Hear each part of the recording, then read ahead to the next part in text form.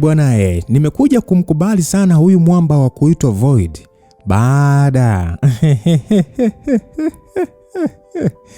baada ya kumzuia mrembo wetu Irami kujigeuza kuwa hewa ili kupotea ndani ya eneo ambalo ameambiwa apotee na mwamba Hamza. Oya, ilimradi Irami angegeuka kuwa elementi za hewa, angekuwa na uwezo wa kujificha ndani ya eneo hilo na kumfanya Void asimuone.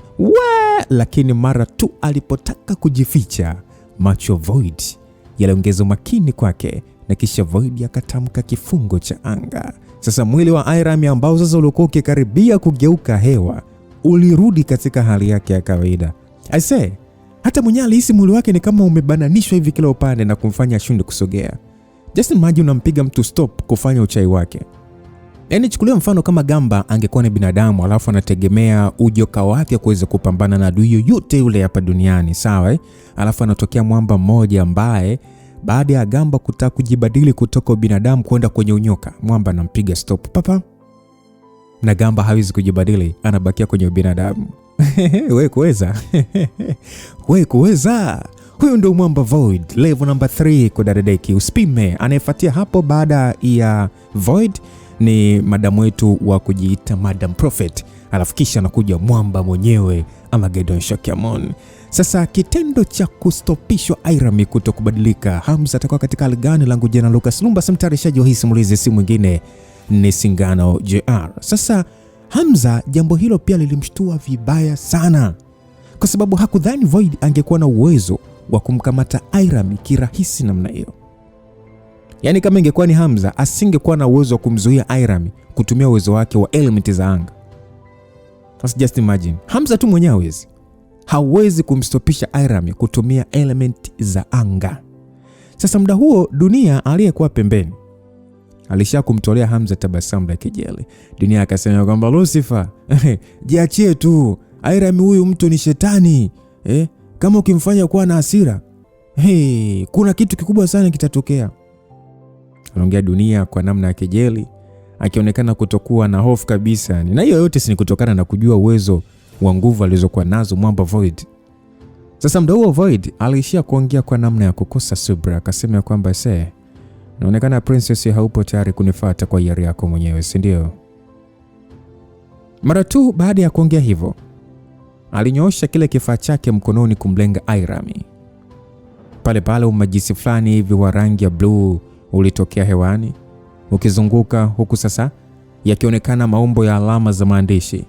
Ulikaribia kumzunguka Irami pale alipo, yani juu na chini ya miguu yake. Uso wa Irami ulikuwa umejawa na hali ya kuhangaika, ukijitahidi kadri ya uwezo wake kupandisha nguvu ya kiroho ili kujaribu kukinzana na shambulizi hilo.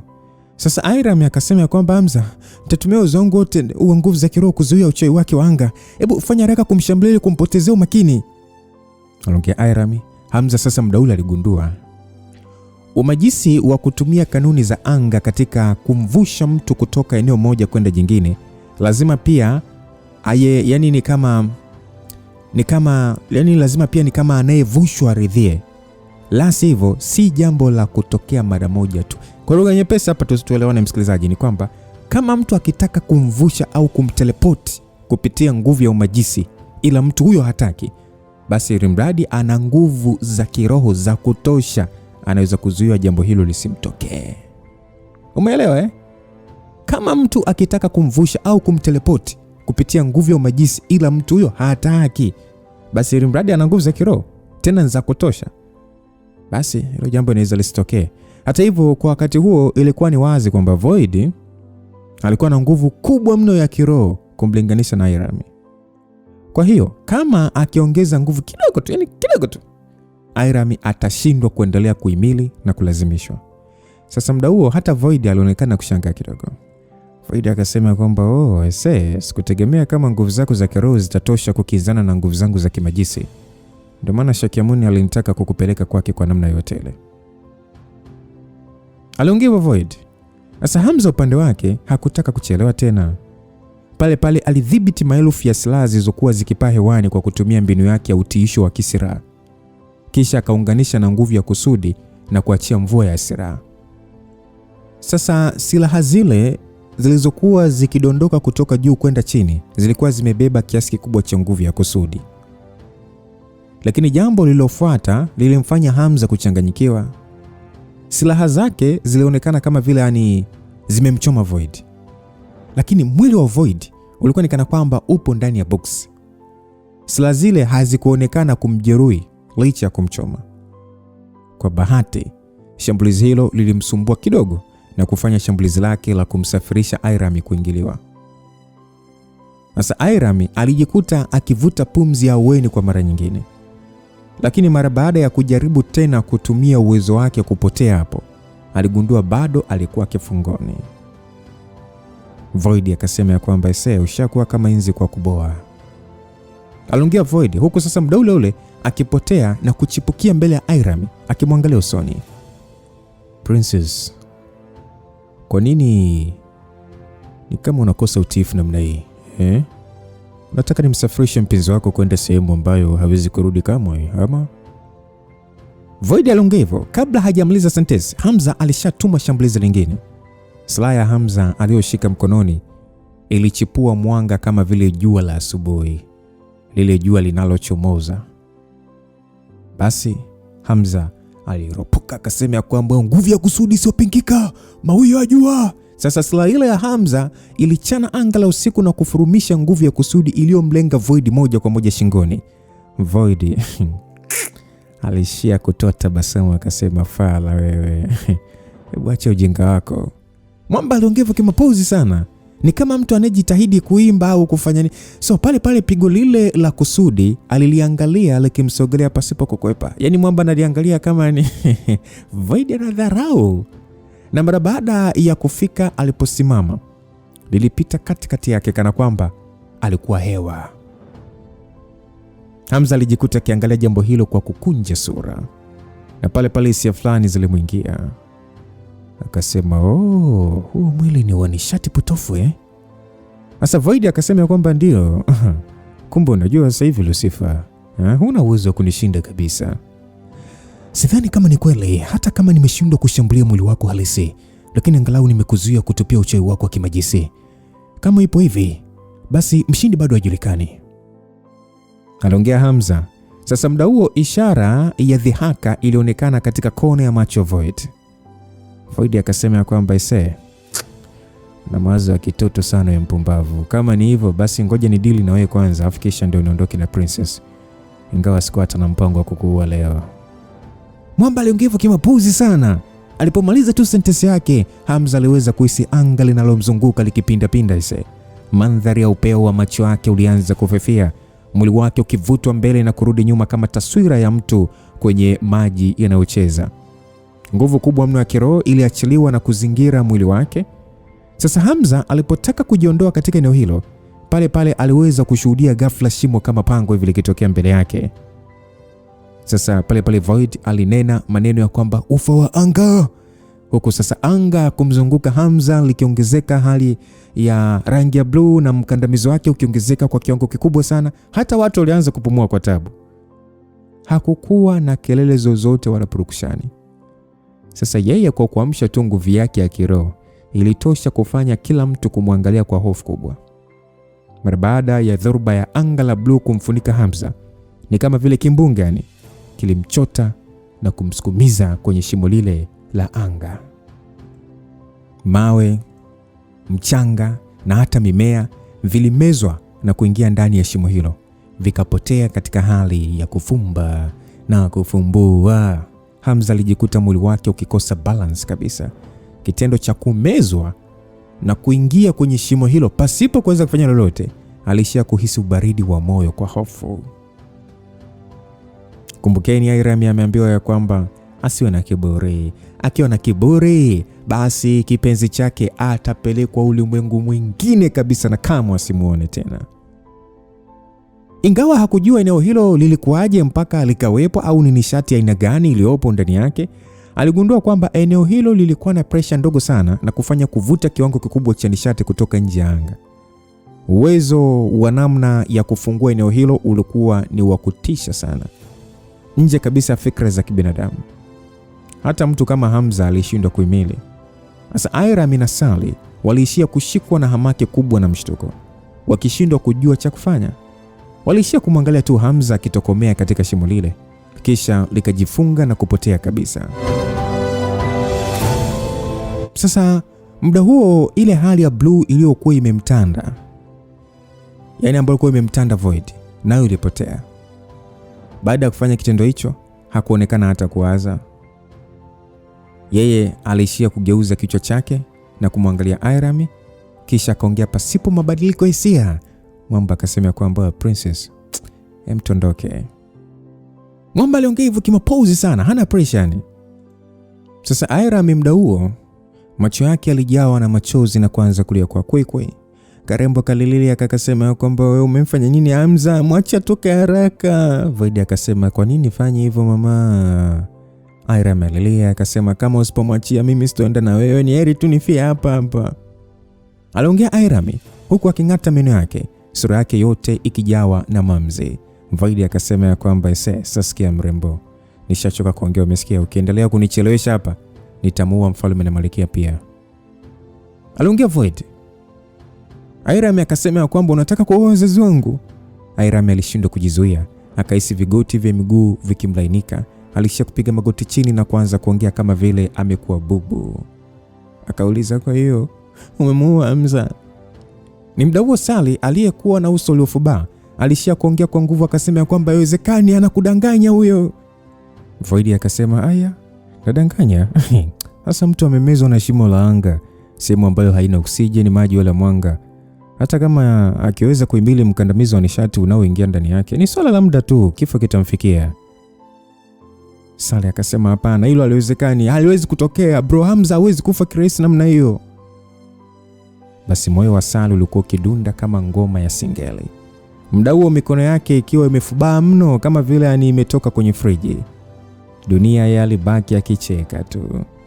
Alikuwa kimya muda wote, lakini alianza kucheka. Alipiga hatua huku sasa akitoa kicheko cha ajabu. Dunia akasema kwamba ufa wa anga ni kitu ambacho tayari kipo kwenye anga kiasili. Ni sana mwili tu, haijalishi uwe yani nyororo kiasi gani, bado una vinyweleo au nguo, haijalishi imetengenezwa vizuri kwa namna gani, bado itaendelea kuwa na matundu. Hiyo pia ni sawa na anga. Ni kwa sababu tu mashimo yake ni madogo sana, ndio maana nguvu yake ni ndogo kunyonya vitu kutoka ulimwengu wa kawaida. Labda vinginevyo nguvu kubwa iongeze ukubwa wa mashimo yake. Kwa nguvu alizo nazo Lucifer, naona haiwezekani kufungua hilo shimo kwa ndani na kisha kutoka. Aliongea hivyo Dunia, na Void akasema kwamba Princess Ira, kuanzia sasa sahau kuhusu mpenzi wako, naongozana nasi kwenda kuonana na Magedon Shakyamon.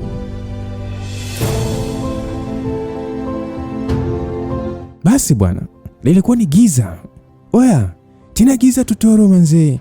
Hamza alikuwa na uhakika, macho yake yalikuwa wazi, lakini hakuweza kuona chochote kabisa. Hakuweza kuona hata vidole vyake vya mikono.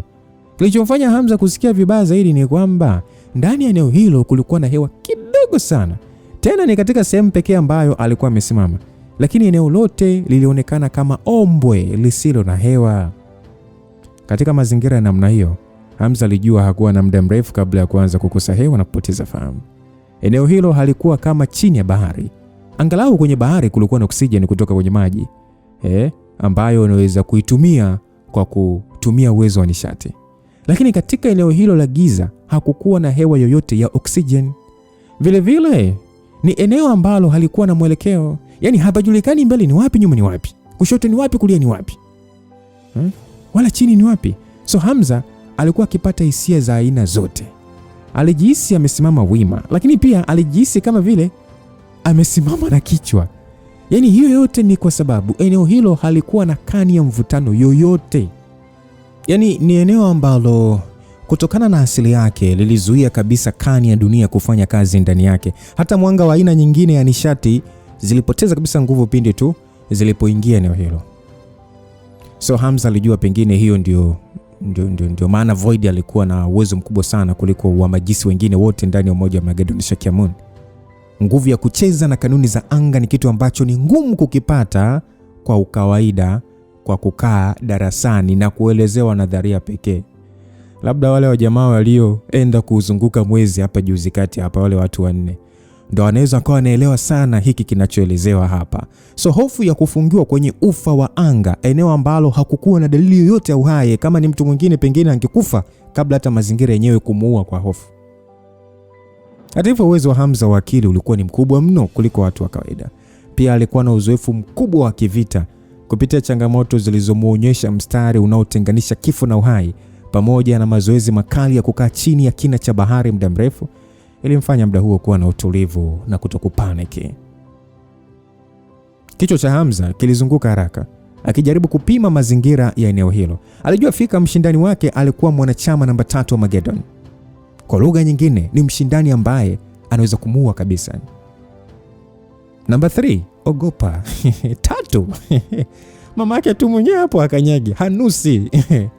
Lakini hata hivyo, Hamza alijua fika ya kwamba uwezo wa kutumia kanuni za anga si kitu kinachomfanya mtu kuwa na nguvu kubwa katika ulimwengu bwana.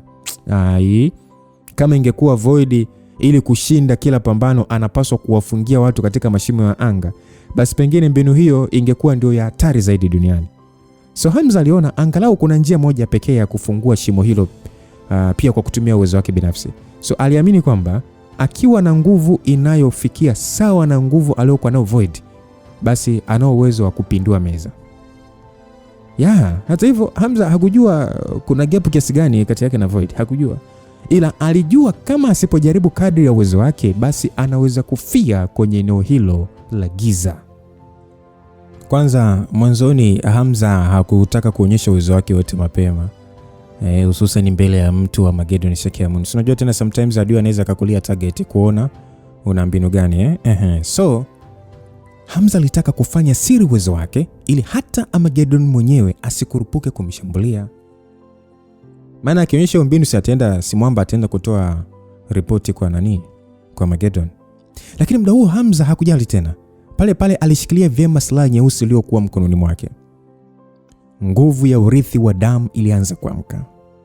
Wakati huo pia nguvu ya kusudi aliyokuwa akitoa ilikuwa imeongezeka na kuwa kubwa maradufu. Ndani ya uvungu huo wa anga, Hamza aligeuka na kuwa chanzo cha mwanga baada ya kusema kwamba mgawanyiko wa nguvu ya kusudi, mwili wa silaha. Sasa kivuli kizito cha umbo lake kilionekana kimetanda kikiwa ni kama kimeshikilia silaha nzito hivi. Katika eneo hilo, utawala wa Hamza wa nguvu zake haukuathirika hata. Of course, uliathirika lakini sio kivile. Alikuwa ameweza kuamsha hatua ya kwanza mgawanyiko, nguvu ya damu yake, na pia kuigawanya nguvu yake ya kusudi ili kuwa na nguvu mara 2. Yaani ukilinganisha na uwezo wa Hamza alivyokuwa katika hali ya ushetani kule Brazil, uwezo aliouamsha wakati huo ulikuwa ni zaidi. Hii pia ilikuwa sasa ni mara ya kwanza kwa Hamza kutumia mbinu mgawanyiko kwenye nguvu ya kusudi. Mara baada ya kufanya mazoezi ya moto na maji nini, kulikuwa na nguvu kubwa mno iliyomzingira Hamza, iliyomfanya moyo wake kutetemeka. Hisia za seli zake za mwili kupitia mgawanyiko zilimpa ile hisia ya kutaka kupiga yowe la hali ya juu. Nguvu alizokuwa amepata kupitia mgawanyiko wa nguvu ya kusudi ni kitu ambacho asingeweza kupata kwa kugawanya mwili wake pekee. Bila shaka, kama asingekuwa na mwili wenye kuhimili, pengine asingeweza kubeba mzigo mzito wa nguvu wa namna hiyo. Mwili wake ulikuwa ni msingi wake. Yaani nguvu zitakufuata according to you, mwili wako jinsi ulivyo, kwa sababu huwezi kubeba nguvu kubwa wakati mwili wenyewe ni lele mama. So mwili wake ulikuwa ni msingi wake. Na huwezi jua labda kupitia kunyandua ilikuwa inaboresha mwili wake zaidi. Maana huyo mwamba jipitisha na kufumua. So huenda kupitia na wanawake mwili wake unapata power zaidi. So haikujalisha nguvu ya kusudi ilikuwa kubwa kiasi gani, bado itaishia kuwa silaha tu na kinga yake. Hata hivyo, muda huo Hamza hakuwa na uhakika kama anao uwezo wa kumshinda Void au la. Ila hakutaka kujali kabisa bana. Muda huo aliweza kuhisi anga lililokuwa limezunguka kuanza kusinya. Afu istoshe ufa huo ulikuwa ni kama umefunguliwa na Void. Hivyo ulikuwa ukirudi katika hali yake asili taratibu kwa namna ya kusinya. Hamza alijua kama ufa huo ukisinyaa katika hali yake ya kawaida, haikujalisha atakuwa na nguvu kiasi gani, yani itakuwa ni ngumu kwake kujitoa katika eneo hilo. So Hamza pale pale aliinua ile silaha yake kubwa nyeusi na akaanza kukusanya nishati aliyoweza kupata katika eneo hilo kwa muda mfupi sana. Silaha ile bwana ilitoka katika uhusi wake na kuanza kutoa mng'ao fulani hivi wa kinishati, yani kama vile ilikuwa imeshika moto.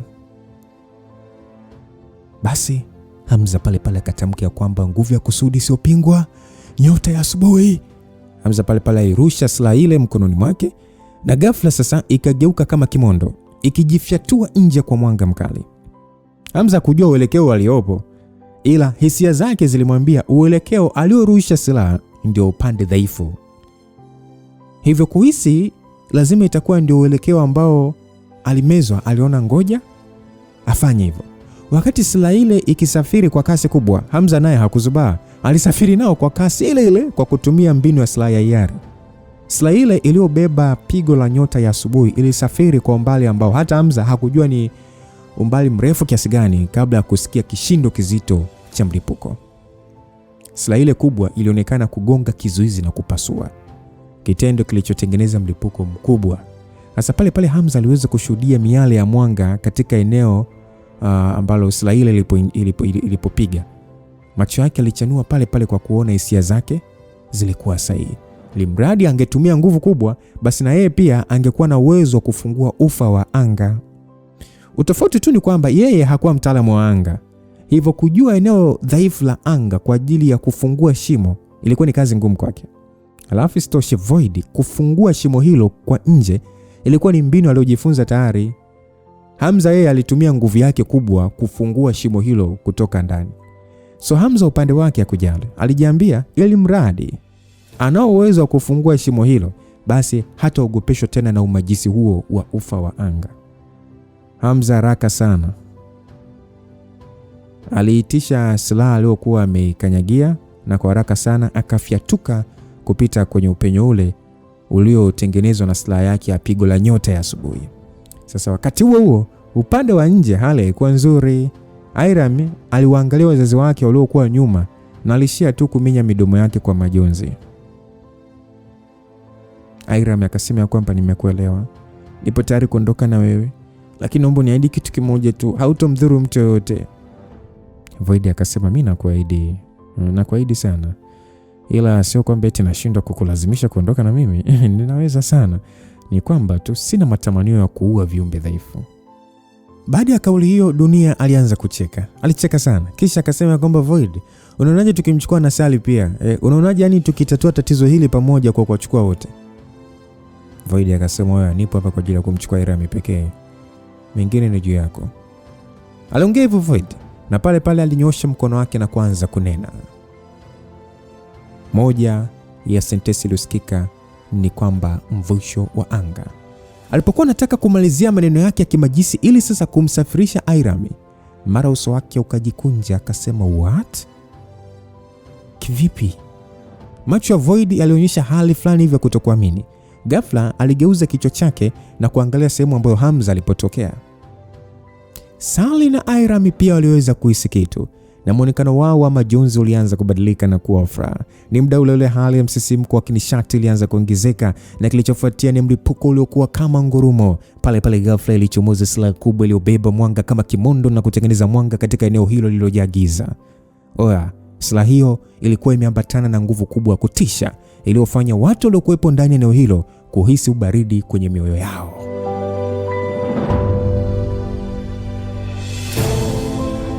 Dunia alijikuta akifubaa kwa hofu, kwa sababu silaha ile ilipita karibu yake na kumfyatua kwa presha. Ukweli ni kwamba hakuwa na hata muda wa kushtuka, na kama angekuwa karibu kidogo tu basi angegeuzwa vipande vipande. Silaha ile bwana ilianza kutua kwenye gema na kisha kubomoa. Ikarusha mawe na mchanga hewani, alafu sasa ikapita na kwenda kutua kwenye ziwa. Ikarusha maji kwenda juu kwa mita kadhaa. Kutoka umbali wa mita 100 ambapo watu waliposimama, waliweza kuhisi ama kuona kana kwamba ziwa lile maji yake yalikuwa yakielea angani. Ukijumlisha na msisimko pamoja na matone ya maji yaliyowadondokea, iliwafanya wahisi walichokuwa akiona ni uhalisia na sio ndoto. Kingine kilichoacha watu wengi katika hali ya kutokuamini zaidi ni mara baada ya kuona mtu akichoropoka kutoka kwenye shimo la ufa ule akiwa na silaha mkononi. Mdau wa mwamba Hamza aliyefyatuka kupitia upenyo wa shimo lile la anga aliweza kutumia utimamu wa mwili wake pamoja na silaha kujishikiza vyema ardhini na kusimama. Licha ya kwamba shimo lile lilikuwa wazi, halikumvuta Hamza. Hii ni kwa sababu kwanza halikuwa chini ya udhibiti wa Void awamu hiyo, na pia lilikuwa limejaa nishati nyingi kutoka ndani kuliko nje. So mara baada ya Sally na Hiram kumwona Hamza akiwa ametoka nje, walijikuta wakifurahi mno, kana kwamba walikuwa wamerudi mbinguni kutoka kuzimu. Hiram akasema kwamba nilijua tu hawezi kufa kizembe namna hiyo. Aliongea Hiram ambaye alikuwa na furaha kiasi cha kutaka kumrukia Hamza. Sally alisha kutoa pumzi aweni, ingawa alishajua tokea mwanzo kwamba kaka Hamza alificha tu uwezo wake, bado alikuwa na hofu kwamba Hamza angemdharau mshindani wake na kujiingiza kwenye matatizo. Sasa Dunia akasema kwamba hapana, haiwezekani. Wewe mtoto, umewezaje kutoka kwenye ufa wa anga? Kwamba uwezo wako umeshafika level hiyo? Dunia alijikuta akimeza mate mengi, huku akiongea kwa namna ya kitetemeshi, mikono yake ikitingishika kwa hofu iliyomjaa. Muda huo aliweza kuhisi kabisa nguvu za Hamza za kinishati zilikuwa ni kama zilikuwa na mkandamizo fulani hivi, mara nyingi zaidi ya mwanzo alipokuwa akipambana naye. Aliona kama angekuwa anashindana na Hamza akiwa katika nguvu hizo, pengine angekufa kifo kibaya sana. Hapana, kama ningejua uwezo wake ndio ni wa level hii, nisingethubutu kujitokeza mbele yake kabisa. Ningesubiri mpaka muda ambao Hiram angekuwa peke yake, ndipo ningemchukua. Dunia alijiwazia hivyo. Dunia akasema kwamba mimi naondoka bana. Aliongea Dunia na pasipo hata kusubiri jibu la mtu mwingine. Aligeuka vumbi na kisha akatoweka eneo hilo. Hamza hakumfukuza kwa sababu malengo yake hayakuwa Dunia, bali kumzuia Void kutokuondoka na Princess Aira. Void akasema kwamba ingawa alijua na nguvu zilizofichwa, yani nguvu zilizobakiwa nazo, sikudhania kama zingekuwa kubwa kiasi hicho. Aliongea hivyo Void, ambaye muda huo alikuwa na muonekano wenye usirias zaidi kuliko mwanzo. Macho ya Hamza muda huo yalikuwa yakitoa mnunurisho wa mvuke wa rangi ya dhahabu, ukijumlisha sasa na msuguano wa nguvu ya kusudi iliyokuwa ikinyonya nishati ya mbingu na ardhi. Ilikuwa ni kana kwamba viumbe vingine wa ulimwengu walikuwa sisimizi na yeye pekee ndiye binadamu. Hamza mara baada ya kufanikiwa kutoka kwenye ufa huo wa anga, aliweza kugundua kwamba alikuwa amepiga hatua kubwa sana ukilinganisha na wakati alipokuwa akipambana na Wahinde mara ya mwisho. Kulikuwa na utofauti mkubwa. Hamza muda huo akiwa amesimama kando ya ziwa, alimwangalia Void pasipo kumwogopa kabisa. Alishia kuangalia uelekeo wa silaha yake ile kubwa ilikokita, kisha akanyosha mkono. Silaha ile ilionekana kujichomoa kutoka kwenye kina cha ziwa na kisha kafyatuka juu angani, ikaja kutua mikononi mwa Hamza.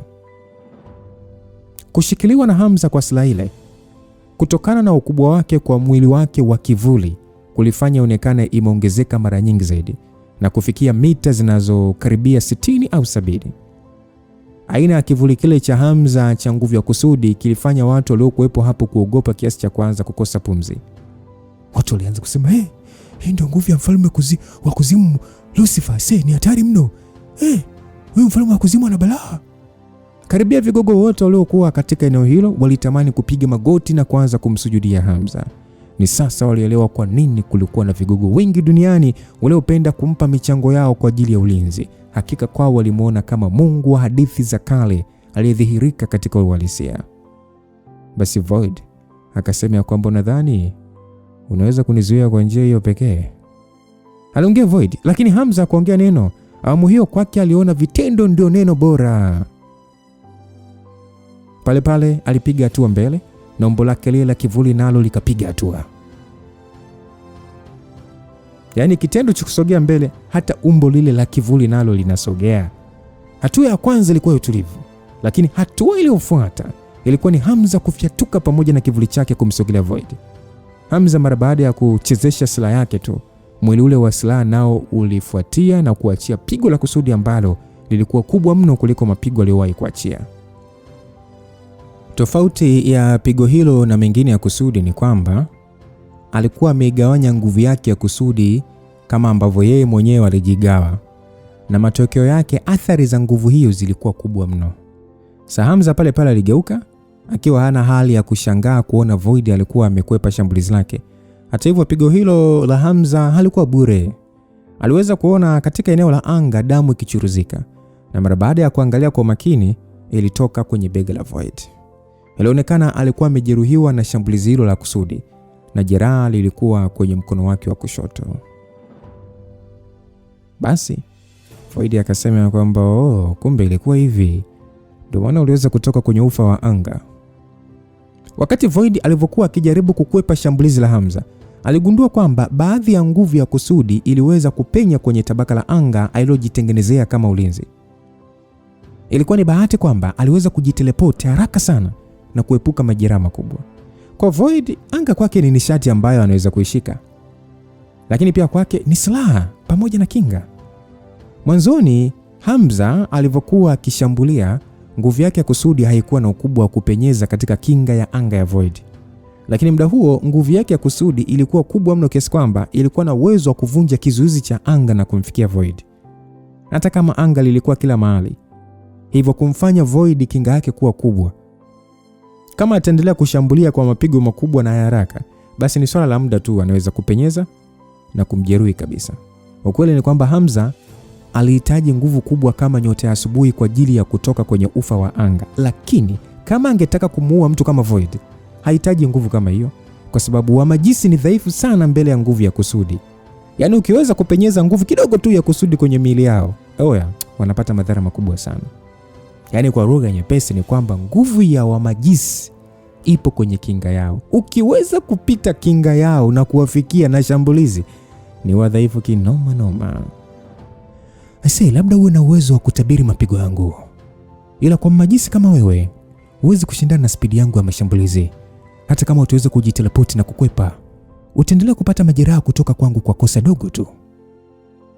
Aliongea Hamza akiwa na muonekano wa kikauzu, kisha pale pale akaendelea kwa kusema kwamba mpaka sasa naona ni mimi pekee ninayeweza kukuua, kwa sababu uchawi wako wa anga hauna tishio kubwa kwangu.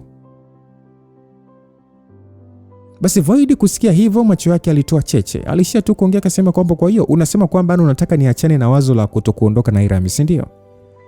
Najaribu kukushauri uache kukwepa mashambulizi yangu na badala yake upigane na mimi kwa uwezo wako wote. Au unasemaje? Anaongea Hamza. Void akasema kwamba moja mbinu kubwa ya mafunzo Majisi ni uwezo wa kukwepa mishale ya wenzako pasipo kutumia nguvu ya kupigana. Huko kutaka kupigana ana kwa ana kwa nguvu zangu zote ni mantiki mliokuwa nayo wenyewe wavuna nishati, na sio sisi wa Majisi. Najua unanichokoza tu ili nitumie uwezo wangu kupambana na wewe. Hata hivyo Lucifer, umenidharau sana. Kwa mtu mzoefu kama mimi katika mafunzo ya kimajisi, labda kama sina jinsi, ila siwezi kushindana na wewe ana kwa ana. Sawa, lakini wahenga wanasema kuwasha kwa tangawizi kunaendana na uzee wake. Nimesikia Heslia mchawi wa zamani dada yako. Kama sikosei, utakuwa na umri wa miaka 100 na kitu mpaka hivi sasa. Kwa mtu kama wewe ni ngumu sana kuingia mtegoni. Mara baada ya kusikia maneno hayo, hususan jina la Heslia, hali ya kuchafukwa na roho ilionekana kwenye macho ya Void. Na Void akasema kwamba sina uhusiano wowote na huyo mtu, ni fikra zako tu. Kumbe. Lucifer, hebu acha kunipotezea muda basi. Kama unataka kushambulia, shambulia. Mimi nitadili na wewe kwa shambulizi moja tu. Mara tu baada ya kutamka maneno hayo, aliinua kifaa chake cha kimajisi mkononi. Yale madini kama kioo hivi yaliamsha nguvu kubwa ya kiroho na kutengeneza hali tofauti ya anga mbele yake. So Hamza kuona hivyo, alishia kukunja ndita na kujiuliza, huyu bwana kumwambia anashambulia kwa pigo moja tu, ni kweli anao mbinu kubwa ya kufanikisha ama? Hata hivyo, kwa Hamza kufikia hatua ya kuweza kutoka kwenye ufa wa anga, alijiambia kwa namna yoyote ile hawezi kumruhusu huyo bwana kuondoka na Irami. So Hamza alipiga mahesabu ya haraka moyoni. Kisha pale pale ile silaha yake nyeusi mkononi ikatoweka. Silaha nyingine nyembamba sana kama utumbo hivi wa kuku na yenye ncha kali ikaonekana mikononi mwake. Hamza akasema, kama unatumia shambulizi moja tu, na mimi pia nitatumia shambulizi moja. Aliongea mwamba Hamza. Kabla hata sauti yake haijapotea kabisa, silaha ile nyembamba kama utumbo ilitoa miale ya mwanga wa kuumiza macho. Sasa muda huo Hamza aliongeza nguvu kwenye miguu yake, kisha akafyatua silaha ile kwa namna ya kunyoosha kwenda angani. Hamza akasema kwamba nguvu ya kusudi sio pingwa mawio. Sasa katika hali ya mgawanyiko wa nguvu ya kusudi, nguvu yake ilikuwa ni kubwa kwa level kadhaa. Hamza alijiambia anapaswa kuwa na spidi haraka sana kiasi kwamba asimpe hata nafasi Void kuwa na muda wa kujisafirisha. So silaha ile ilikuwa ni kama vile yani inawaka moto wa jua na kugeuza eneo lote kuwa mchana. Baadhi ya watu waliokuwa wakishuhudia pambano hilo walishia kufumba macho yao tu kutokana na kushindwa kuhimili mwanga wake. So upande wa Void, muda huo mwili wake wote uligeuka wa blue kama anga na alishia kunena kwa lugha akiwa na maana ya kwamba uzio wa anga. Sekunde ambayo pigo la kusudi la Hamza lilikwenda kumgusa Void, nguvu kubwa nishati ya anga ililipuka na safu kubwa kimajisi ya mwanga wa blue ikatokea mbele ya Hamza. Hamza akasema ya kwamba aya, hii sio nzuri ese, nimeingia mtegoni. Hamza alijikuta kijilaani moyoni. Muda ambao aligundua kuna kitu hakipo sawa. Oya. Tayari alikuwa amekwisha kuchelewa. Mwili wote wa Hamza mara baada ya kufunikwa na safu ile ya mwanga wa blue pamoja na kivuli chake vilipotea kwa pamoja. Basi bwana, eneo lile la kifalme kando ya ziwa lilirudi katika hali yake ya giza. Kila mtu aliyekuwa akiangalia pambano hilo alijikuta akishangaa na kujiuliza, vipi? Imekwaje? Jamani, Hamza kapotea tena ghafla. Sasa muda huo Void alishia kuweka kile kifaa chake cha kimajisi. Uso wake ulikuwa umefubana na jasho lilionekana kwenye paji la uso. Alishia kuvuta pumzi nyingi kisha akazitoa nje na kugeuka. Akasema kwamba sasa tunaweza kuondoka. Airami ujanja uliokuwa umemuishia kwa hofu. Mara baada ya kukunja sura kwa muda, alishia kuangalia angani.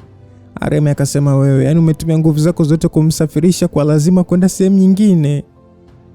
Msikilizaji, labda wengine hawakuelewa kinachoendelea, ila Airami aliweza kuhisi kila kitu. Kawaida ili mtu aweze kuteleport kutoka eneo moja kwenda lingine, lazima kuwe na ridhaa ya anayesafirishwa. Kwa kutoleta ukinzani wa nafsi, swala hilo linaweza kufanikiwa kiwepesi sana. Istoshe, wamajisi wanahitaji ridhaa ya kiroho ili nguvu zao ziweze kufanya kazi. Ni tofauti sana na nadharia nyingi za kisayansi. Tofauti. Yaani ni kama ambavyo Airami aliweza kutumia nguvu yake ya kiroho kukataa kusafirishwa na Void kwa kuzuia nguvu ya kiroho ya Void kuto mtawala. Hata hivyo, mbinu ya uzio wa anga haihitaji maridhio yoyote. Majisi anapoamsha uzio wa anga ni sawa na kutengeneza ukuta kati ya eneo ulipo na eneo lingine la mbali. Matokeo yake sasa, unapogusana na ukuta huo moja kwa moja, ni sawa na kulazimishwa kuvuka kutoka eneo moja kwenda lingine. Mbinu hiyo iliendana vyema na nadharia ya kisayansi ya wormhole. Void bila kukataa akasema kwamba upo sahihi. Ingawa kutengeneza kizuizi cha anga kinahitaji nguvu zangu nyingi sana kufanikiwa, ni shambulizi linalotosheleza kumsafirisha mtu yoyote nje ya ridhaa yake. Aliongea hivyo. Sasa Sally kwa hofu akauliza kwamba umemsafirisha kwenda wapi mfalme wangu? Lakini Void hakujibu kabisa. Alishia kumwangalia Airami kana kwamba alihitaji yeye ndiye ajibu. Airami alishia kuwaangalia wazazi wake kwa hisia mchanganyiko na kisha akasema kwamba hili angalau ni nafuu, ni heri Hamza yuko salama. Basi Sally asiye na furaha akasema kwamba princess, unaongea kuhusu nini? Yaani inamaanisha unataka kuondoka, yaani unataka kuondoka naye kweli? Airami akajibu kwamba Sally, ni mimi kuondoka hapa kwa hiari ndio wengine watakuwa salama.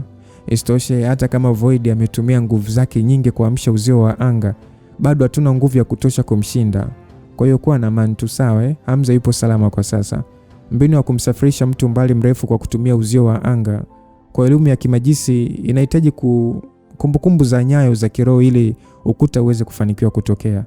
Kwa lugha nyepesi, uzio hutokea kati ya eneo ambalo Void yupo katika uhalisia na eneo lingine ambalo tayari kuna nyayo za nguvu zake za kiroho. Kama ni eneo ambalo Void ameacha nyayo zake za kiroho, basi ni eneo salama kwa Hamza pia. Aliongea hivyo Airami.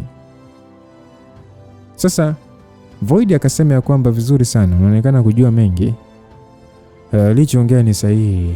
Uvushaji wa lazima wa anga hutokea baina ya sehemu niliyopo na sehemu yenye kumbukumbu zangu za kiroho. Hata hivyo, hilo eneo lipo mbali sana, hivyo huwezi kutegemea Lucifer kurudi hapa kwa kuhesabu sekunde. Na msikilizaji, kwa wale ambao hamna nguvu ya nishati ya mbingu na ardhi, anachomaanisha mwamba Void ni kwamba katika mbinu ya kuamsha uzio wa anga baina ya sehemu mbili ili kumlazimisha mtu kusafiri, eneo la upande wa pili lazima liwe na kumbukumbu zake za muda mrefu, mathalan eneo alipozaliwa au lenye historia ndefu naye kiasi kwamba kumbukumbu zake ndani ya eneo hilo hazifutiki. Sasa basi, kwa Sally, mara baada ya kusikia hivyo, alijikuta akipatwa na uweni. Aliona kwamba ilimradi Hamza yuko salama na bado yupo ndani ya ulimwengu huu, basi hakuna tatizo. Basi Margaret, mara baada ya kumwona binti yake akiondoka, alishindwa kujizuia na machozi akaanza kumtoka. Iram aliishia kugeuza shingo yake na kuangalia wazazi wake kwa macho yaliyojaa machozi. Kisha akatoa tabasamu la kuomba radhi, akasema kwamba baba na mama, nimekuwa nikijificha nyuma yenu tokea nikiwa mdogo. Naomba mnisamehe kwa kuwaficha mambo mengi kuhusu mimi. Awamu hii naomba kuwalinda kama ambavyo mmenilinda mimi. Pengine hii ni hatima yangu nisiyoweza kuiepuka. Basi bwana, mfalme alishia kumshika mke wake kwa nguvu mara baada ya kuona ni swala lisilowezekana kumzuia Iram kuondoka. Muda huo mzee huyo alihisi ni kama moyo wake unachanwa na kisu kikali. Alishia kujikaza na kuongea kwa tabu, akasema kwamba Iram mwanangu, tutasubiri mpaka siku utakayorudi. Tutakuombea uendelee kuwa salama huko uendako. Basi muda huo hawakuwa mfalme au malkia, walikuwa tu ni kama wazazi. Ira alishia kutingisha kichwa chake na tabasamu, na kisha akamwonyeshea ishara Sally ambaye alitaka kufanya shambulizi akimsi aache. Iram kwa tahadhari akasema kwamba mwambie asije kuniokoa. Kama Shakyamuni kataka nipeleke kwake, basi nina uhakika hatonidhuru. Asijiingize tu hatarini. Tafadhali mwambie asije kuniokoa. Aliongevu Iram kwa tahadhari. Sally aliishia kukunja ngumi kwa nguvu, lakini mwisho aliishia kutingisha kichwa tu, ingawa kwa namna fulani alijawa na aibu ya kutoweza kumsaidia Iram. Hakuwa na jinsi. Kila alivyomfikiria Hamza ni Sasa muda huo Void, kana kwamba amechoka kusubiri, pale pale aliinua ile zana yake mkononi na kisha akaitupia umajisi uliomzunguka Iram kichwani na miguuni, na kisha akatamka tuondoke. Iram hata hakuleta ukinzani wote, alishia tu kufumba macho yake na kutingisha kichwa. Muda huo hawakuonekana kutembea wala kusogea. Maumbo yao yalionekana kufifia tu, kisha wakayeyuka shwa pasipo kuonekana tena.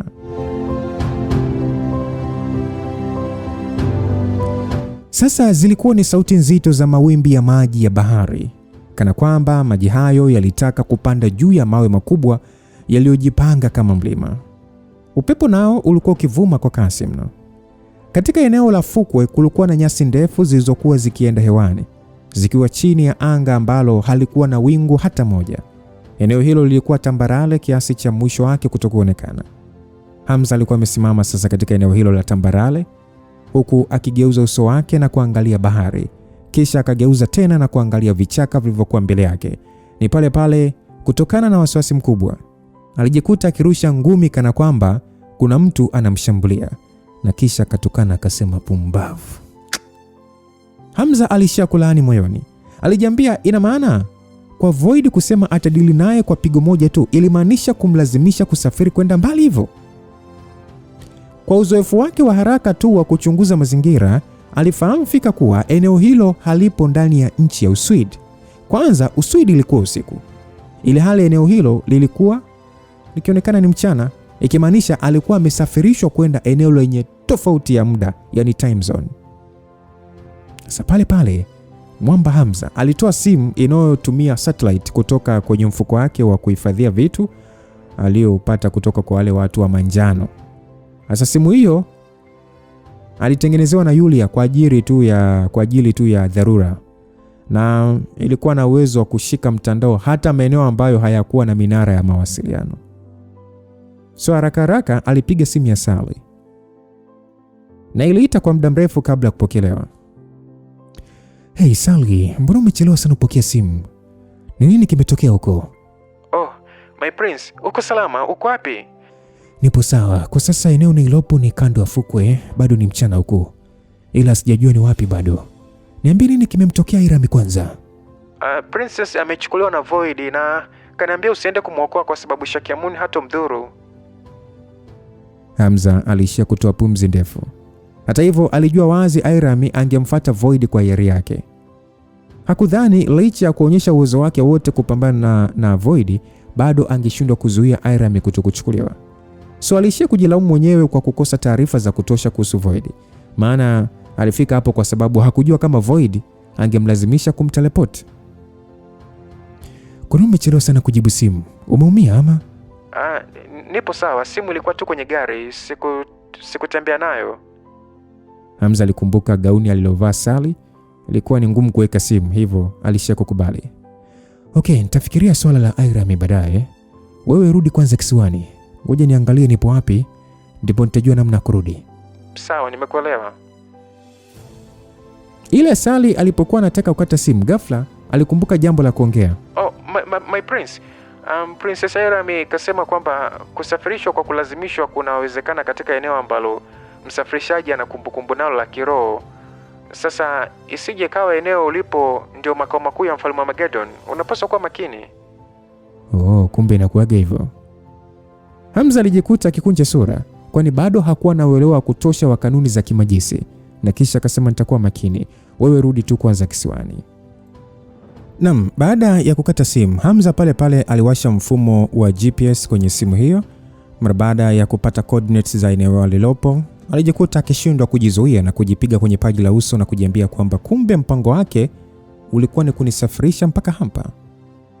Hamza aliweza kugundua kuwa alikuwa kwenye fukwe iliyotelekezwa kaskazini mwa bara la Australia. Alishia kutingisha kichwa chake, kisha akatoa nguo safi kwa ajili ya kubadilisha. Baada ya hapo akaangalia ramani ya eneo hilo na kuanza kutembea akilenga mji uliokuwa karibu. Hamza hakuweza kuhisi kama eneo hilo ndilo lilikuwa makao makuu ya Umoja wa Armageddon chini ya Shakyamun. Lakini kama Void alimsafirisha mpaka hapo, ina maana eneo hilo lina historia na Void. Oh. Anyway, jijue mwenyewe kisha jua maadui zako. Ndilo wazo lililomjia Hamza muda huo.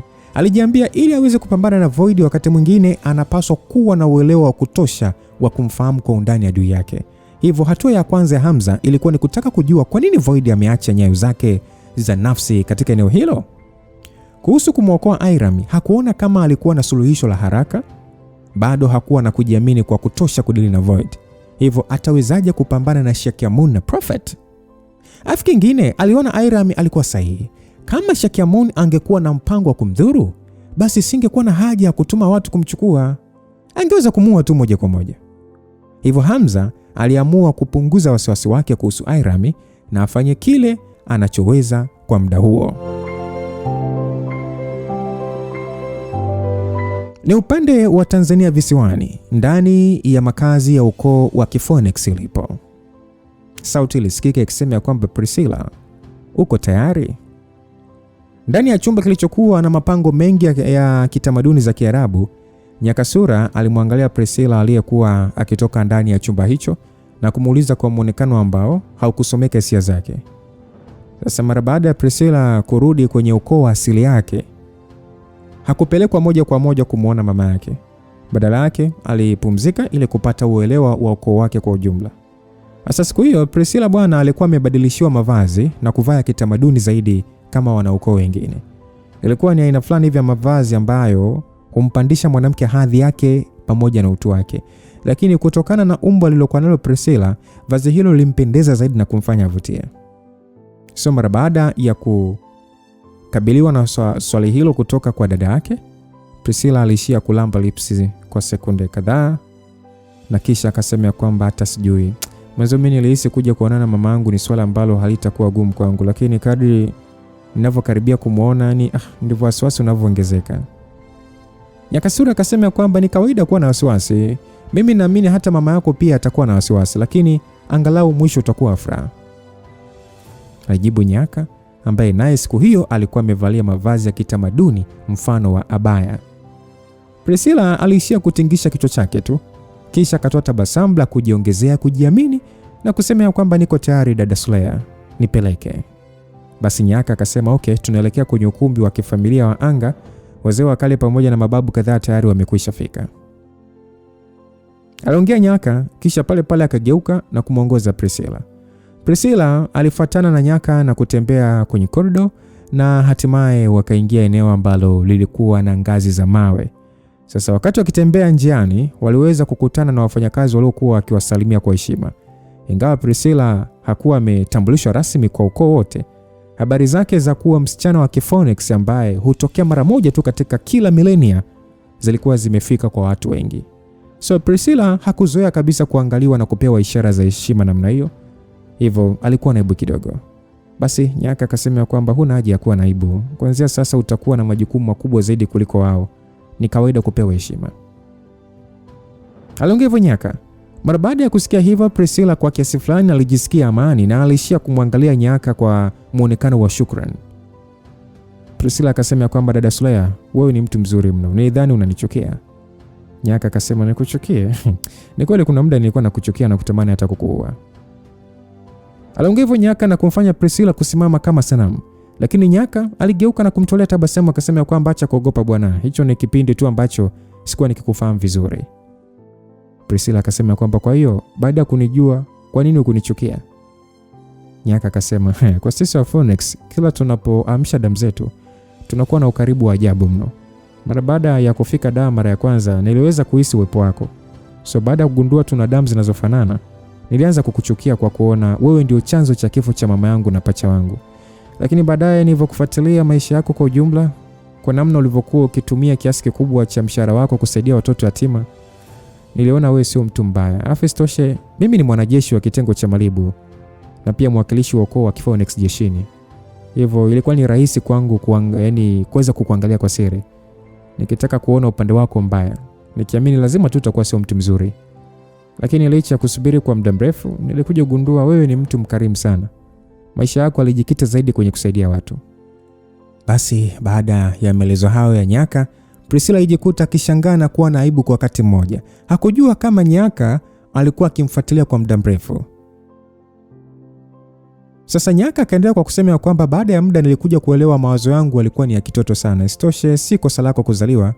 Umekuwa mwenyewe pasipo mama. Wewe pia ni mhanga. Ndio maana sikuweza kukuchukia na hata mimi sikutaka kukulaumu kwa sababu hakukuwa na sababu. Nilianza kukuona tu kama mdogo wangu na kutaka kuwa na ukaribu na wewe. Mara baada ya Priscilla kusikia hivyo, macho yake aliingiwa na wekundu na akasema asante sana dada Sulea. Basi Nyaka akasema kwamba unanishukuru kwa ajili ya nini sasa? Kama kweli unataka kunishukuru, kwa nini usivunje mahusiano yako na ule mshenzi Hamza? Alishakuondolea nguvu muhimu ya kike kwa ajili tu ya kuimarisha uwezo wako. Sijui ni mtu gani tu ambaye hata ajali. Sielewi hata. Priscilla akasema lakini dada Sulea, kwa nini mara nyingi unataka niachane na Hamza?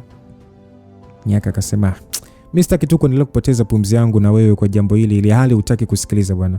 Hebu tuai, usiwacheleweshe wazee. Priscilla akasema basi sawa dada Sulea. Nyaka Sulea akasema kwamba niite tu dada bwana, uchoke kutaja maneno mawili kwa wakati mmoja. Ai. Aliongea Nyaka. Priscilla akasema basi sawa dada. Aliongea hivyo Priscilla ambaye kwa kiasi fulani alikuwa na haya machoni, lakini vile vile alikuwa na furaha. Nyaka alishia kumwangalia Priscilla aliyekuwa nyuma yake na kujiambia kwamba nimemzidi urefu na pia na umri mkubwa. Kwa nini Hamza ni mjinga kutokuelewa? Basi walishia kutembea huku akiongea. Na pasipo kujua walikuwa wameshafika nje ya ukumbi wa anga. Ndipo wakatulia kimya. Kisha wakaanza kupanda ngazi kusogelea mlango wa ukumbi huo. Ndani ya ukumbi kulikuwa na watu wasiopungua 100. Wanaume, wanawake na hata vijana wa muonekano tofauti tofauti. Mara baada ya mababu au wazee wa uungu wa kale waliokuwa mbele kumtia Priscilla machoni, nyuso zao zilijaa msisimko wa furaha. Priscilla aliangalia kundi kubwa la wazee wa Phoenix waliokuwepo na alizidi kujawa na wasiwasi na kukosa kujiamini. Alishia kuangaza macho yake kulia na kushoto, lakini hakuweza kuona mtu yeyote ambaye alionekana kama mama yake mzazi. Badala yake alimuona baba yake Karume pekee akiwepo. Hata hivyo Priscilla hakuwa na haraka. Alijua ni swala la muda tu ataweza kuonana na mama yake. Sasa upande wa Nyaka Uso wake ulizidi kuwa serious. Aliishia tu kumwonyeshea Priscilla ishara ya kumfuata mpaka katikati ya ukumbi. Nyaka akasema kwamba asalamu waju, Priscilla amefika. Basi mababu kwa tamaduni yao wakainamisha na wao vichwa wakiitikia waju. Basi Mkale Mtendu aliongea akasema kwamba safi sana, safi. Ni hakika damu yake ya Kiphoenix imeamka tena katika hali ya utofauti na wengine wote. Aliongea Mkale Mtendu huku sasa akichezea uchebe wake kwa namna ya furaha. Mkale Shivu naye akasema kwamba jambo la kushangaza ni kwamba ndio kwanza anarudi kwenye ukoo, lakini tayari amekwisha kufika level ukamilifu wa mwili. Pia utimamu wake wa kimwili upo vizuri. Msingi wake kwa ujumla upo vizuri. Kama atajifunza mafunzo ya Kiphoenix, ataweza kupiga hatua kubwa sana kwa muda mchache. Basi mzee mwingine akasema kwamba afu jambo la pekee la kusikitisha ni kwamba tayari amekwisha kupoteza usichana wake. Huyu mtoto ukoo wa Simba ni mharibifu sana bwana. Msikilizaji, hawa wazee ni moto wa kuotea mbali. Aisee, chukulia umefika kwenye mkutano, kwenye kikao, alafu umekutana pale sasa na wazee wa kutosha. Wazee kukutazama tu wanajua jana usiku umetoka kubanjuka, tena umebanjuka style gani na ulikuwa unabanjuka kuanzia saa ngapi mpaka saa ngapi. Wanajua kabisa hapa ulipo wewe sio bikra. Kukutazama tu wanajua kabisa bikra. Wanajua mpaka aliyekutoa bikra ni nani. Kwa kukuangalia tu wanaweza kujua ulishawahi kukutana na Lumbas au Singano JR. So wazee karibu wote wa ungu wa kale walitingishana vichwa kukubaliana na maneno ambayo yalikuwa yanazungumzwa hapo na kuanza kujadili. Mara baada ya Priscilla kusikia hivyo, uso wake ulijaa aibu mno. Aibu. Kwa hiyo mpaka hapo anajua. Kwa hawa wazee yani wameshamuona kwamba ni hana bikra. Kwa hiyo hawa wazee wameshamuona kabisa namna alivyobanjuliwa. Yani wanakuskani mwili mzima na wanajua hapo hapo. So Priscilla alikuwa na aibu maskini kuona kwamba wazee hao walikuwa wakijadiliana kuhusu yeye kupoteza bikra yake. Sasa Hasina akasema kwamba hey, inatosha sasa. Hivi nyinyi mnaongea nini mbele ya mtoto bwana? Hamuoni aibu? Aliongea Hasina ambaye alisimama na kisha akashuka kutoka kwenye kiti chake. Hasina akasema ingawa sisi wa Phoenix hatujawahi kuolewa, lakini hatuna sheria kwamba turuhusiwi kuolewa. Priscilla tayari ana miaka 26. Kwani kuna tatizo gani akiwa na mwanaume? Baada ya kuongea hivyo, sasa Mtendu akasema kwamba Hasina usikasirike bwana. Sisi tunasikitika tu kuona kwamba msingi mkuu wa kuanza mafunzo ya Kiphoenix umekwisha kuvunjwa kwenye mwili wake. Kama msingi huo angekuwa nao, basi ingemrahisishia kazi bwana. Basi kuna mzee mwingine akaitikia hoja akasema kwamba ni kweli kabisa bwana, ni hasara japo tayari yupo level ya ukamilifu wa mwili. Basi muda huo wakati wazee hawa kale wakisikitika kwa kuona Priscilla hana bikra, mara sauti ya nyororo lakini kali masikioni ilisikika na kuwafanya wanyamaze. Ilisikika ikisema kwamba hata si lazima sana. Wazee hao mara baada ya kusikia kauli hiyo walijikuta wote wakigeuza nyuso zao na kumwangalia msichana mdogo aliyekuwa amekaa juu ya kiti. Alikuwa amevalia gauni la rangi nyekundu lenye urembo wa maua. Nywele zake ndefu zilikuwa zimedondoka na kuenea kwenye kiti alichokalia. Hakuwa amevaa kitu chochote miguuni na miguu yake ilikuwa ikining'inia pasipo kufika chini. Kalikuwa ni katoto. Muda huo alikuwa ameshikilia smartphone kubwa ya toleo jipya. Tokea Priscilla ingie hapo, alikuwa amekaa kwenye kiti hicho akiwa busy tu na simu hiyo. Ni muda mfupi nyuma, wazee wa kale walikuwa na wasiwasi kwamba Shamsu angepuuza kinachoendelea kwa kuwa alikuwa busy na simu. Sasa hawakujua alikuwa na chati ama alikuwa anasikiliza simulizi, atajua mwenyewe. Lakini muda huo waliposikia anaongea na kumwangalia, walijua licha ya macho yake kuwa kwenye simu, alikuwa akisikiliza kinachoendelea. Mzee mmoja wa kale aliuliza kwamba Jada Shamsu, unamaanisha nini kusema hivyo? Priscilla aliyekuwa amesimama katikati ya ukumbi alishindwa kujizuia kushangaa. Ingawa alishasikia Nyaka akimwambia Shamsu ni kama mtoto, lakini muda huo ilikuwa ni ngumu kwake kuamini kwamba ndiye Jada Shamsu mwenyewe ambaye inasemekana ana umri zaidi ya miaka 600. Lakini ukimwangalia, unaweza kumpatia kashilingi akanunue kitumbua ale. Unamwambia toto kale kitumbua. Toto kale kitumbua. So mara Shamsu aliruka kutoka kwenye kile kiti na kwa kufumba na kufumbua alishapotea na kuibukia mbele ya Priscilla. Oya, kwa spidi hiyo ya kupotea na kuonekana ilimfanya Priscilla kuamini kweli huyo ni Jada Shamsu.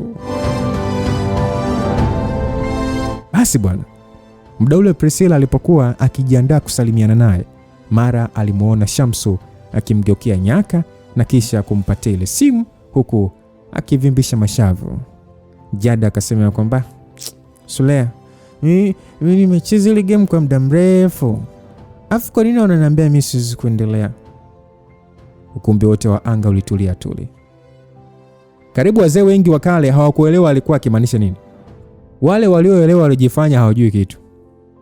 Priscilla alishindwa kujizuia na kupotelea kwenye mawazo. Alikuwa ameshangazwa na mambo mengi na Hamza, lakini mara baada ya kumuona Shamsu hilo ndilo lilimshangaza zaidi. It's like a baby.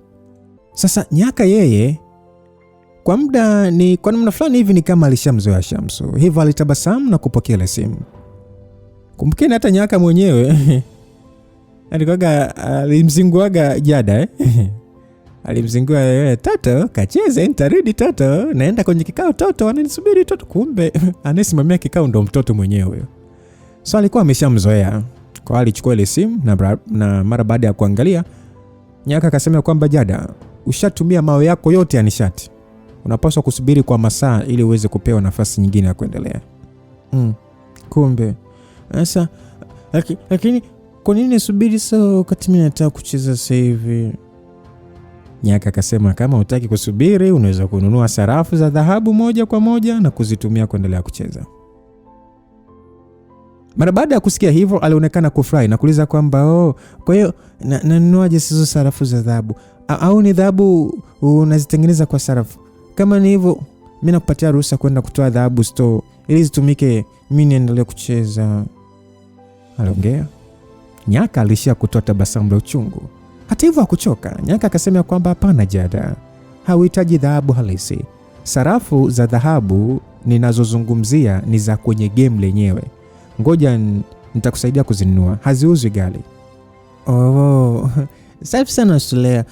Wewe ni mtoto mtifu sana. Umenunulia pizza, umenunulia ice cream na umenifundisha kucheza magame na namna kujipiga selfie na simu yangu. Wewe uko vizuri sana kuliko hata vituko wangu wengine. Watu wameshindwa kunitafutia mambo ya kunifurahisha tofauti na wewe. Aliongea Shamsu huku akisimama kwa vidole na kujaribu kumshika Nyaka kichwani. Nyaka akasema Jada Shamsu, hili ndilo ninalopaswa kufanya. Aliongea Nyaka sasa akiinamisha kichwa kidogo ili Shamsu amfikie. Ilikuwa wazi Shamsu alikuwa akitaka kumsifia Nyaka kama bibi, lakini kwa namna yoyote ile ukiangalia kwa pembeni ingeonekana kama Nyaka anaguswa na mtoto mdogo. Mara baada ya Shamsu kumaliza kumpapasa Nyaka kichwani, hatimaye alimgeukia Priscilla. Mtoto usiwe na wasiwasi, hebu nipe mkono wako. Ukweli Priscilla hakuwa na wasiwasi hata kidogo. Alipomwangalia Shamsu ni kama vile anaangalia mtoto wa kituoni. Kuna muda alitamani hata kucheka. Eti mtoto. Yani nani anaonekana mtoto hapo? So Priscilla alishia kutoa mkono wake. Mara baada ya Shamsu kushika akasema kwamba achilia nguvu yako wa moto wa Phoenix. Basi Priscilla kuambiwa hivyo alijikuta kishangaa. Na ikaishia kuongea kwa kuchanganyikiwa kwamba ni Jada, yani sijui namna ya kutoa. Kumbe ni kwa sababu tu hujai kufundishwa, ndio maana hata hujui kuachilia nguvu zako. Kama ni hivyo, okay, simama hivyo, usisogee. Aliongea Jada na Priscilla aliitikia kwa kuguna. Wakati Priscilla anashangaa nini kinakwenda kutokea au Shamsu anachopanga kufanya, ghafla tu alihisi moto ajabu ukiwaka kutoka chini ya miguu ya Shamsu. Yaani ni kama vile amemwagiwa petroli. Akili sasa Priscilla ilimwambia akwepe, lakini mkono wake ulikuwa umeshikiliwa vyema na Shamsu. Na Shamsu akiwa na uso uliojaa umakini akamwambia please usisogee. Ni muda huo ndipo fahamu zilipomrejea Priscilla. Hakupaswa kuogopa moto huo. Aliuacha moto wa Shamsu nao kamfunika. Sasa pembeni alikuwepo Nyakasura aliyeshikilia simu ya Shamsu. akiwa katika mshtuko mkubwa moyoni. Hiyo ndio ilikuwa mara yake ya kwanza kuona Shamsu akitoa moto wa Kiphoenix. Ingawa Shamsu alionekana kufanya jambo hilo kwa kawaida sana, kana kwamba ni hajatumia nguvu yoyote, lakini joto la moto huo lilikuwa na nguvu mara 10 zaidi ya moto wake. Kama isingekuwa jengo hilo lilijengwa kwa malighafi maalum zisizoathirika na joto kubwa, lingekuwa limeanza kuungua. Sasa unadhani ukoo wote watu wana moto kwenye miili yao, unadhani wataishi kwenye nyumba ya nyasi? Ukikasirika tu unalipiga paa. Staki baba kula, staki dagaa. Unawasha paa lote na moto. Kwa hiyo nyumba lazima iwe imara, maana watu wakikasirika humo moto unaibuka. So haikuwa kwa Nyakasura tu aliyekuwa kwenye mshtuko, bali hata wanafamilia wengine walikuwa kwenye mshangao mkubwa kwa uwezo aliokuwa nao Shamsu. Haikujalisha ni mdogo kiasi gani alionekana, uwezo wake haukuwa wa kutiliwa shaka hata kidogo. Ingawa Priscilla hakujeruhiwa na moto huo, aliweza kuhisi nguvu ya ajabu kutoka kwa Shamsu. Hata mtazamo wake juu ya Shamsu ulibadilika mara moja, na hakumwangalia kama mtoto tena. So baada ya sekunde kama 10, Shamsu alizima moto ule na kisha akamwangalia Priscilla kwa muonekano wa mshangao. Kutokana na utoto wake pamoja na weupe wake wa Kiarabu, mashavu yake yalijaa wekundu. Sasa Mkali Mtendo akasema kwamba Jada Shamsu, ni kitu gani umegundua? Aliuliza Mkali Mtendo, na wote waliweza kugundua mshangao wa Shamsu. Wewe Priscilla, ni mbinu gani ajabu hivi ya mafunzo ya nishati unajifunza? Aliongea Shamsu huku akikunja ndita. Unajua sijawahi kuona wala kusikia mbinu yenye nguvu namna hii. Ni mbinu gani? Mara baada ya kusikia maneno hayo, kila mtu alijikuta akishangaa. Wazee wengi wa uongo wa kale hawakutaka kusubiri tena. Pale walimsogelea Priscilla mara moja, wakashika ganja chake cha mkono na kuanza kupima mapigo yake ya moyo. Walikuwa na shauku kubwa kujua ni mbinu au kitu gani kinachoweza kumfanya mtu kama Shamsu kuhisi kuwa ni kitu chenye nguvu hivyo. Sasa swala kubwa ni kwamba Shamsu alikuwa na umri wa zaidi ya miaka 600. Ingawa hakujua mambo mengi ya kawaida ya kidunia, lakini alikuwa ni mtaalamu wa juu katika mafunzo ya nishati. Sasa je, inawezekanaje ashindwe kujua mbinu anayojifunza Priscilla? Yaani ilikuwa ni kwamba yeye anatakiwa ajue moja kwa moja kwamba Priscilla anajifunza mbinu fulani. Yaani hatakiwi kumuuliza ni mbinu gani, ila moja kwa moja anatakiwa kujua hiyo mbinu. Sasa wazee wakajiuliza, inawezekanaje ashindwe kujua mbinu anayojifunza Priscilla? Hayo ndio alikuwa ni maswali ya wazee wa uongo wa kale wa familia hiyo. Msikilizaji, tutaendelea na tutafahamu ni nguvu ipi iliyojificha kwa huyu mwanadada Priscilla, na yote ukute ni kwa sababu ya mchango wa Hamza.